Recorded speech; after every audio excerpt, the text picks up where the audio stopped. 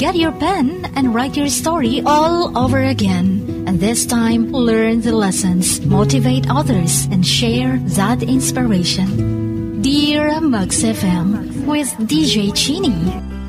Dear Mugs FM, itago niyo na lang po ako sa pangalang Caliph. Yung barkada ko lang, Chin, ang nag-udyok sa akin para sumulat sa inyo. Simula nang narinig ko ang inyong programa, napaisip na din ako. Tinulungan ako ng friend ko para masend ito. Ang Caliph na yan ay may story. Meron kasi akong nakilala na isang taong sobrang toxic. Ako pa yung unang nagsabi sa kanya na napaka-toxic mo. Pero nung simula ko ma-realize na napaka-toxic ko na din palang tao, tinawag ko na ang sarili kong Caliph. Nung una, parang lason ang aking isip. Para bang poison sa nakikinig. Toxic thoughts ang lagi kong iniisip tungkol sa pamilya ko. Mga friends ko, maging ang buong mundo. Galit ako. And I would always think na bakit ba lagi nila akong pinagsasarahan ng kanilang mga tenga? Bakit ba hindi nila ako pinapakinggan? Bakit hindi nila ako maintindihan? Kaya laging napagbubuntungan ko ng galit, ng init ng ulo ay ang pamilya ko. Nakikipag-argue sa parents ko over the smallest things lang. Pati mga friends ko, ina-accuse ko pa sila na hindi nila ako kinakampihan. And I'd even go as far as posting negative rants sa social media. Lahat ng mga hinanakit ko sa mundo, ayun, pinopost ko sa Facebook.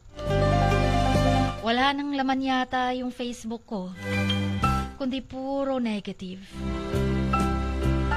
Venting out my frustrations to the world. I remember one time, nag-away kami ng mama ko dahil lang sa isang simpleng bagay. I said some hurtful things sa kanya, Chin. Umiyak nga siya sa harap ko, mismo. I felt bad afterwards, pero hindi ako nag-apologize. Hindi man lang ako nag-sorry. Kahit nakikita akong naluluha na siya, nag-walk away na lang ako. Iniwan siyang natulala dahil sa inasal ko. My friends would even try to talk to me, pero I would push them away, saying na hindi nila ako naiintindihan kung bakit ako ganito, ganyan. O nga naman, parang ang hirap ko nga talaga palang intindihin. But one day, election time. Nagkataon, habang pumipila ako para bumoto, nakatabi ko sa pila ang retired principal namin nung high school. Nagkausap kami. Tapos sa dinami-dami ng pag-uusap namin, saka ko lang na-realize, puro pala ako reklamo. Puro nega ang mga sinasabi ko sa kanya. Hanggang sa sinabi na niya. Hinawakan niya ang balikat ko. Sabi niya, anak, the world is a reflection of your own mind. If you are toxic, the world will be toxic to you. May kapangyarihan ka para baguhin yung mga isipan mo. Mga iniisip mo. To change your world, you have to change your thoughts. Alam mo yung para bang sinaksak ako ng kutsilyo, Chin. Tinamaan ako. Ganun na ba talaga pala ako ka-toxic? Hindi ko na-realize yun hanggat hindi ako tinablan ng mga salita ni Ma'am. So nagsimula ako mag-isip, mag-reflect, mag-work on myself. I learned to let go of negative thoughts. Dapat pala magpasalamat na lang sa lahat ng mga bagay na nasa paligid natin. Dapat pala titingnan mo yung mabubuting tao na nakapalibot sa'yo, imbes na maghanap ng kung anong pwedeng maipintas. So I started by apologizing to my mama sa nakaraang behavior ko sa kanya. Natuto akong magpakumbaba, Chin. Para bang hinaplos ni God yung puso ko. Inerase niya ang lahat ng negative thoughts ko. Naisip ko, ang lungkot pala ng buhay ko. Ilang taon din pala akong naging toxic. Ang sama pala talaga ng tingin ko sa mundo. At hindi ko alam kung saan nanggagaling yung mga hugot ko. Kung bakit galit ako at laging aburido. Pinatawad naman ako ng mama ko. And we started rebuilding our relationship bilang mag-ina. Nag-reach out na rin ako sa mga friends ko, Chin. Ina-acknowledge ko yung mga mali ko. Humingi ako ng kapatawaran. Some of them, pinatawad ako. Pero yung iba, hindi na ako pinapansin. Ayaw nang makipagkaibigan sa akin dahil sobra ko daw toxic. Pero nagkaroon ako ng maraming kaibigan na bago. And we reconnected on a deeper level.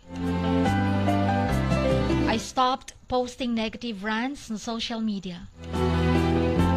And I started sharing inspiring stories instead. Mga Bible verses. Mga positive messages.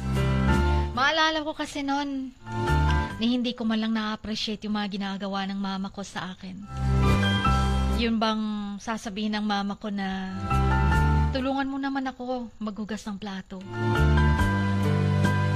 Pero sinasabihan ko pa siya na, wala ka bang ibang gagawin, ma? Lagi mo akong inaabala. Ba't ako ang utusan mo? Kahit nakikita kong nasasaktan ng mama ko, and I could even see the pain in her eyes. Pero lagi na lang ako nagwa-walk away from her. Madalas din sa mga kaibigan ko, lagi akong nagjo-joke sa kanila. Yung bang hindi joke na mula sa akin. Gumagawa ako ng joke mula sa pamimintas ko sa kanila. Iniisip ko kasi nakakatawa yun. Pero hindi pala nakakatawa sa kanila. One time nga, nag-joke ako tungkol sa height ng friend ko. Grabe yung pamimintas ko sa height niya. Pero not knowing, nanliliit na pala siya. And he told me, Caliph, hindi na nakakatawa yung joke mo. Nakakasakit na. Pero tumawa pa rin ako. I just laughed it off. Saying na, Asus, masyado ka lang sensitive. Chin, grabe talaga pala ako. Kung na-record lang lahat ng mga past na ginawa ko, at panonoorin ko sa sinehan kung sino ako, baka pati ako masuka. Baka pati ako sarili ko mismo ang tatakwil sa sarili kong pagkatao. Sa social media kasi noon, I'd post negative rants about the world. Kahit matraffic lang, sumisigaw agad ako ng PI. Nabibuy blank. Sinusungitan lahat ng mga bumabati sa akin. Pati gobyerno, sinisisi ko. I would write things like, bakit bang sama ng mundo? Asa ka pa sa Pinas. Walang hustisya dito. Yung mga ganito, ganyan, yung mga taong ganito, mga matataba, mga maiitim, dinidiscriminate ko. Without realizing that my words could be hurtful to others. Kaya nung nakilala ko si Ma'am, nakausap ko, isang tapik sa balikat lang palang magpapagising sa akin. At yung mga salita niya lang pala ang makakapag-realize sa akin. So ngayon, slowly but surely, my mind began to heal. The world still has its challenges, but I face them with a more open heart and mind. I realize that we all have the power to choose how we think and feel. At ngayon, pinipili kong maging mabuti. I'm choosing to be kind, to be understanding. At ang motto ko na sa buhay ay to spread love. Hanggang dito na lamang, Jean. Nagpapasalamat ako may programang ganito kung saan masasabi ko ang lahat ng gusto kong sabihin sa mundo. Sa mga kaibigan kong nasaktan ko, saan man kayo naroroon. Alam ko, may mga kimkim kayong galit sa akin. Patawarin niyo na lang ako. Hanggang dito na lamang. Maraming salamat. Ang inyong Kamax. Caliph.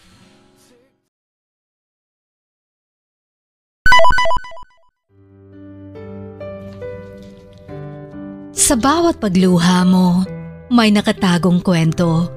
Sa bawat ngiti mo, may gustong sabihin ang puso mo.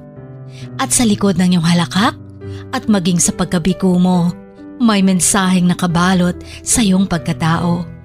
At ang tanging nais mo lamang ay mapakinggan ang mga ito ng buong mundo. Dear Max FM with DJ Chini. Life has got all those twists and turns. Stand up for what you believe in. What lies behind you and what lies in front of you pales in comparison to what lies inside of you. Dear Max FM with DJ Chini. Sabi nga nila, ang pagsusulat kapag masyado mong diniinan hanggang sa susunod na pahina ay nagmamarka. Katulad ng pagmamahal, kapag masyado mong ibinigay ang lahat, yung sakit na gawa ng nakaraan, dala pa rin hanggang kasalukuyan. Dear Max FM, you own your story and you are the author of your own book of life. Don't let others write your script, but let others hear your story and make them inspired. Kaya sumulat na, maging bahagi ng aming programa. Dear Max FM with DJ Chini, tuwing Lunes hanggang Biyernes, 1:00 hanggang 3:00 ng hapon sa Max News FM, Sock Sargent. Love, life, and lessons from the past, only at Dear Max FM with DJ Chini.